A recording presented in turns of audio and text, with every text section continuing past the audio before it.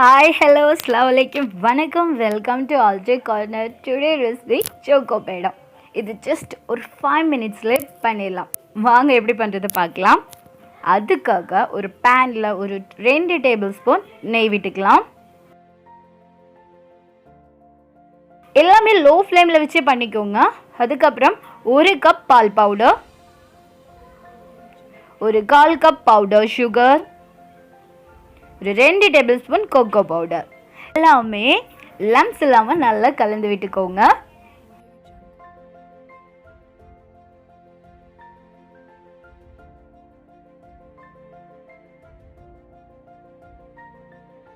இனி ஒரு 1/4 கப் பாலையும் சேர்த்துடலாம்.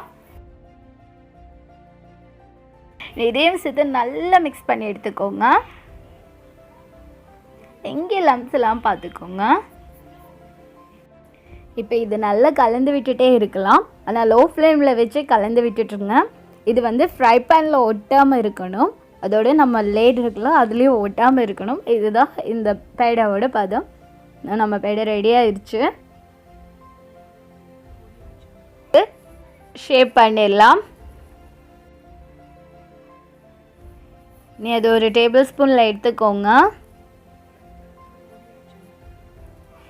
அதை கைகளில் உருட்டி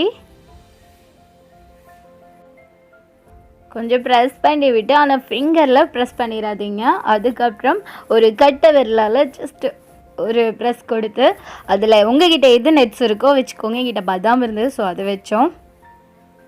அவ்வளோதான், நம்ம பேடா ரெடி.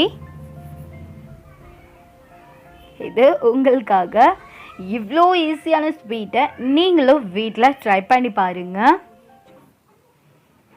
இந்த வீடியோ பிடிச்சிருந்தா லைக் பண்ணுங்கள், சப்ஸ்கிரைப் பண்ணுங்கள், பெல் பட்டனை ப்ரெஸ் பண்ணுங்கள். அதில் 3 ஆப்ஷன் இருக்குது. ஆல்கிற ஆப்ஷனை சூஸ்